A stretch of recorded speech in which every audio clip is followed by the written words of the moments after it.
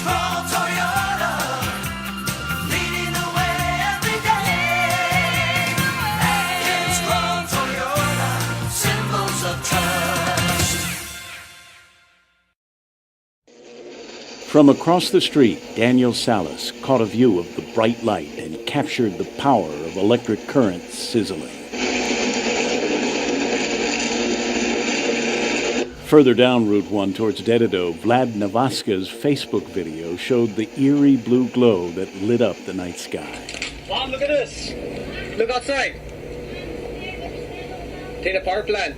The source of it all was here at the Dededo substation, and this is how it looked this morning. A fault occurred in one of the incoming wires leading to this transformer. A breaker should have opened up here and isolated the fault, but it did not. It did fail to isolate here at this particular area with the breaker. You don't know why? Well, at this point, don't know why, but we do know that the breaker failed to operate, and that's what we have our people looking into. The hot electricity arced from the line to the breaker, melting the connections, sparking a fire, burning the rubber surrounding the high power lines, and the flames followed the power line underground into the substation and across the compound. The fumes and gases building up along the underground path the power line followed, and eventually leading to an explosion that blew out a heavy metal manhole cover along the way, splitting it into 3 pieces. The fire that was created, that started from that side, worked its way over here to this area that you filmed.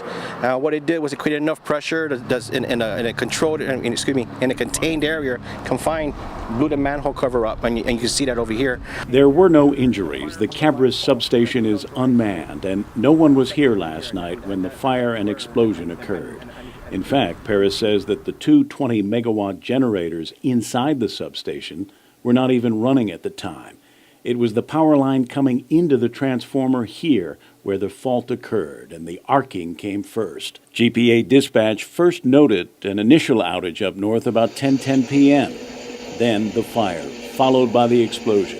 GFD spokesman Lieutenant Ed Artero says the 911 call about the fire came in at about 10:30. The fire interrupted power delivery to the north, and because the breakers didn't isolate it as they should have, a cascading effect occurred, rippling back down the system to Petey, forcing 3 baseload units offline for their own protection, said Paris. Cabris number 4 and MEC units number 8 and number 9 all tripped offline, forcing Cabris units 1 and 2 to take on the full load, but they couldn't handle it, and they tripped offline too. By 10:50 last night, Perez says the entire island was blacked out. The blackout was first reported at about 10 to 11. Before midnight, we began the process of restoration. Through that process I mentioned. Full restoration occurred? Full restoration occurred about 4:40 this morning.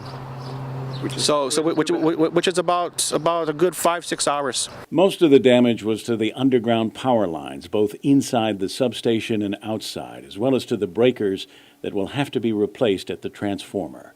The biggest questions now are, what caused that line fault, and why didn't those breakers work as they should have? Containment was crucial before we can begin the process of restoration. If the breaker had worked, there wouldn't have been an island-wide power outage. If the breaker had kicked in, we wouldn't have had the blackout, correct. Kevin Kerrigan, PNC News.